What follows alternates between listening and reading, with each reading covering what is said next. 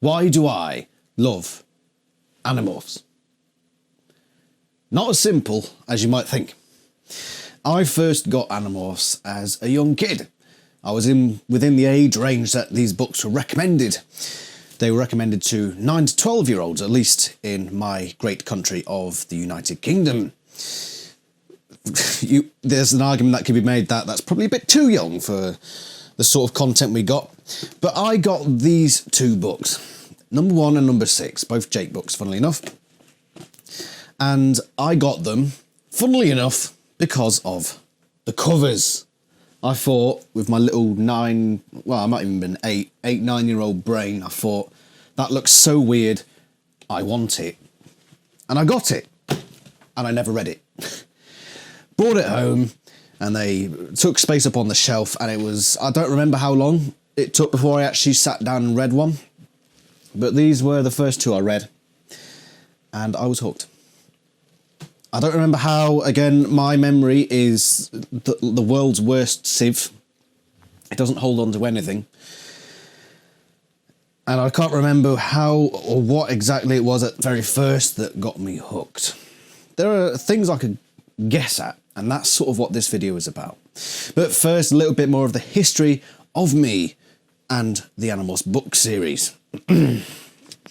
I was so excited to read these books when the Animorphs was at its peak, and I was starting to get the books. Every time we went into W.H. Smith, I remember it was always on the top shelf, and there were always like between, I'd say, there's always between like 4 and 12 books just there, and every time I'd get my parent, whoever it was at the time, to reach up and start pulling them out, and I would see, oh, I don't have that one. And there might be a few that I didn't have, and I thought, yeah, I want that one. And it depended on what was on the cover, really. So some of them, like, I don't know, the unexpected, when I'd see kangaroo, I don't know if it was that one, but I used to go for the ones with the animals that I liked, or the weirdest looking ones. I think, for example, I don't want to grab it down because I'll probably drop something. Number 33 with Axe morphing a bird with some sort of character in the back. No, it wasn't.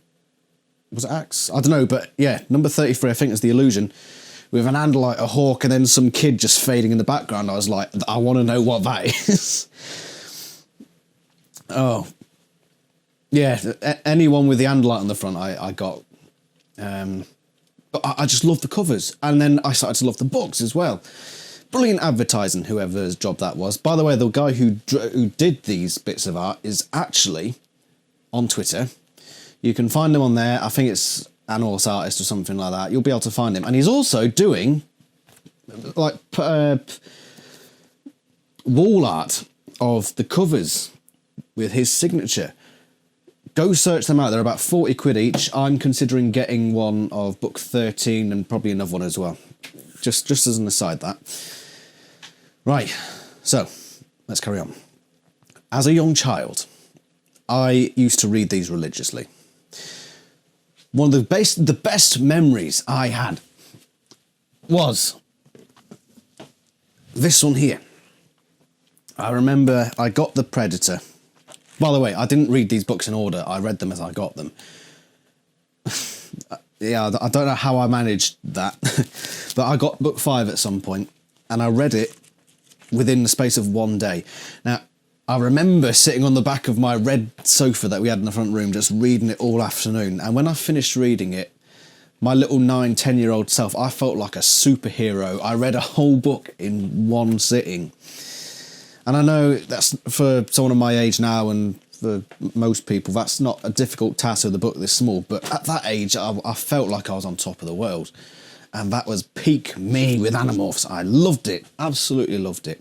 I never got all the books, because I believe by the time Animorphs ended was when I was sort of really getting into it. And then interest started to die down. Didn't see the books as often.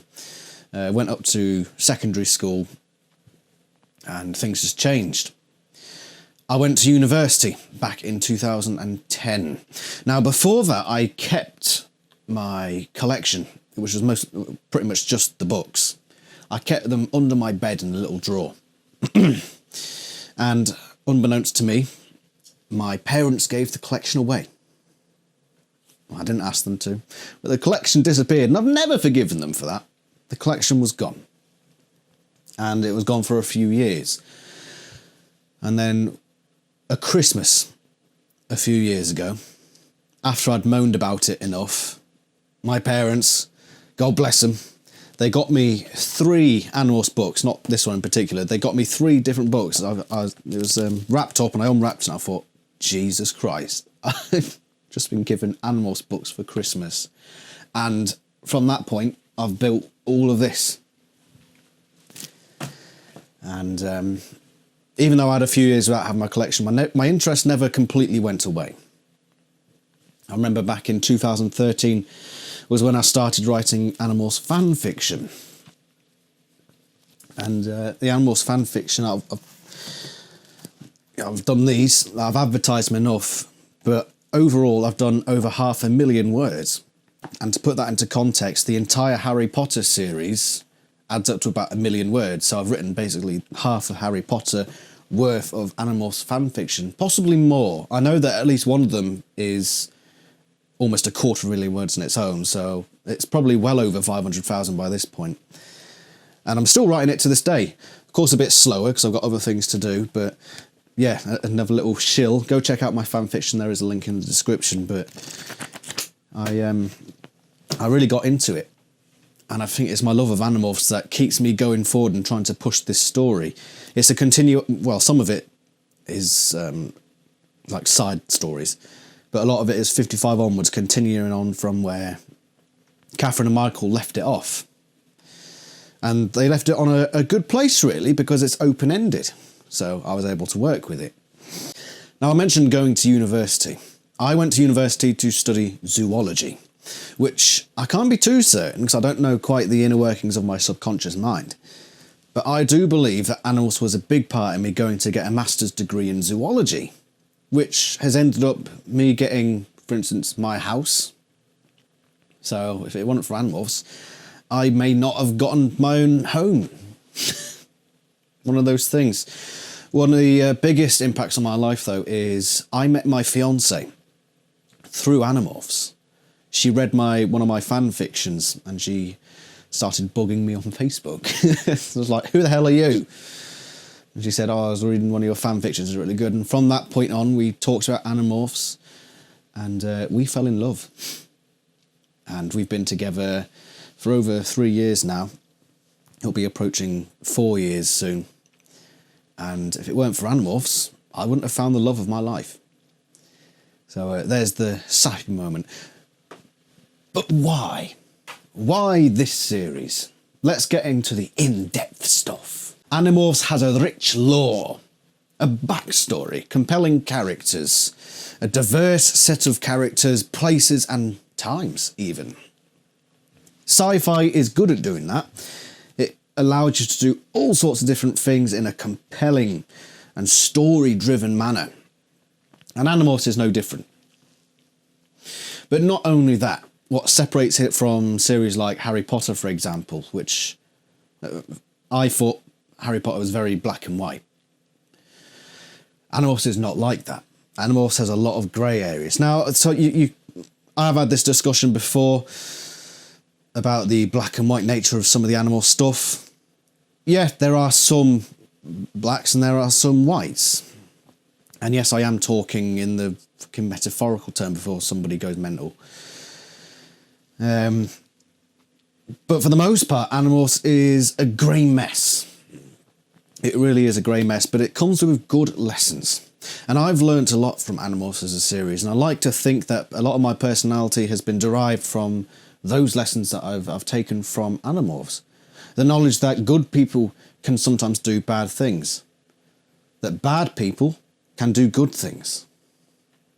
It taught me to think twice when questioning people's motives. I could see someone do something I find completely abhorrent, and I'll take a step back and think, why is this happening? Why are they doing that? What reason could they have that I cannot perceive that they could be doing that? And I think overall that makes people a bit more agreeable. I like to think I'm an agreeable person. I do get into heated discussions, but I always try to keep it civil, and I always try to give the person respect. I don't just cast that person off as inherently evil, which is... unfortunately, there are some people in the Animorphs community that have delved into this way of thinking. I mean, I've been called a Nazi fascist. And considering I'm left-wing, that came as a surprise. They called me that because I disagreed with them in some politics. And they called me a Nazi fascist and said that they were... that's the thing. I shouldn't be talking about this now, but Animorphs is about grey areas, and to see people wandering around saying, that person disagrees with me on this political issue, therefore Nazi, fascist, evil people who we should be violent towards. No. You're a fool, as far as I'm concerned. So yeah, I've been called a Nazi fascist, even though I typically vote left-wing. Having taken the political compass recently, I am a left-wing libertarian. And sometimes I just disagree with some people who have some very extreme views. And for disagreeing with extreme views, I'm labelled an extremist. Go figure. Anyway, tangent aside. The plot lines of Animorphs are imaginative. They're creative. Not only that, but the devices that the series uses, like the transforming into animals thing. You look back at that and think, how was people... Well, people probably have done that before, but not in this sort of context. I'm getting lost now. But the imagination and the diversity of these characters is stunning for a series where each of the books takes up maybe 25 to 30,000 words. And it's so rich. And the character relatability is what I believe brings people into the series. Put it this way. You've got 6 main characters, 5 to begin with and then 6. Each one of them is a different personality type. You've got Jake, who's basically the everyman, likes his sports, but doesn't do as well as it as he would like to. Suddenly, he's become the leader of a group of, like a motley crew, to do something that's nigh on impossible. A lot of people can relate to that sort of thing. Cassie is very... she's quite emotionally driven. A lot of people are. Sometimes that's a good thing, sometimes that's a bad thing. And she's got very environmental, justice-related political ideals, which a lot of people, especially in the Animorphs community, will relate to. Rachel is angry. She can be brutish, but she hides it behind basically being a gymnast who likes to go fashion shopping. Similar to Marco in that he's had a lot of tragedy in his life, but he tries to cover it up with something. A lot of people can relate to that sort of way of thinking, where you try to hide some terrible backstory with, in Marco's case, humour, and acting like a bit of a clown. And then you've got Tobias, who is your typical outcasted character.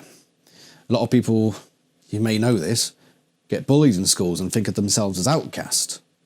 I think that's why Tobias is so popular, because it strikes at those people and it attracts those people. This Tobias character is like me, and he feels outcasted. He feels alone, and then he becomes a bird, so he feels even more outcasted, which means you support him more. Who did I relate to? The one character I haven't mentioned yet, Aximili Esgruth Istil. Why? I've tried to word this to myself earlier on. He goes about things in a way in which most people wouldn't even think of going about things. He does things in very strange and weird ways. And I look back at my younger self and I think, yeah, I was a bit like that. Maybe that's why I related to him. He doesn't see things the way other people see things, for better or for worse. Maybe that's why I related to it so much, and that's why when I was reading the books, I always looked forward the most to the parts with Axe in it, whether he was going through a food court, eating cigarette butts, or being a complete divvy when it comes to human emotions, or knowing stuff that nobody in their right mind would ever know. But I related to Axe and I looked forward to him very much. My position has changed over the years. I pay less attention to Axe, and now I focus elsewhere. This is going to get personal now, so be warned. May get a little emotional. But I recently went through a pretty bad spout of mental health issues. You could call it depression, anxiety, but I lost my career because of it, for example. And I've had some really low points. Coming back out of it now, thankfully. Good news. But over the last few years, what I relate to in the Animorphs series has shifted away from this strange axe creature who just sort of bumbles around and this sort of weird alien optimism. Now my relatability goes towards, you probably know this if you watch my videos enough, I relate to the hork-bajir, just as a group. Which is weird because I know they're not strictly the main characters. But why do I relate to the hork-bajir in the way that I do? Why am I always, when I'm looking through these books, I see how they're feeling and I relate more to them?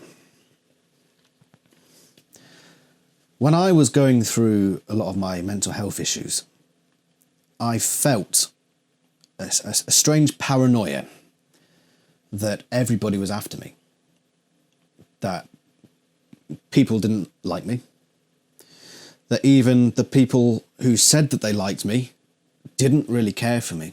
This, by the way, is with the exception of friends and family, like close friends and family. So they're exempt from this, but for like casual acquaintances and loose friends, I felt a sort of paranoia that they don't have my best interests at heart, and there's a good chance that they will stab me in the back. And I felt a lot of the time that I had to go through life, make my own way, because every time I rely on someone else, it all goes to shit. And maybe that's one of the reasons that I relate to the hork-bajir, because look at the hork-bajir story. They basically got fucked on by everybody, even the people who were supposed to be their allies. And maybe that's why I relate more to the hork-bajir. But there's probably some other things as well.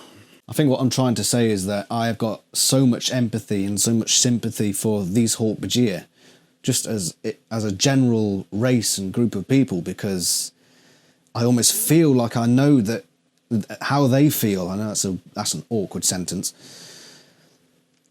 That they must have felt in the books like nobody cares about me. Even the people who I think should care about me, I don't feel that they do sometimes.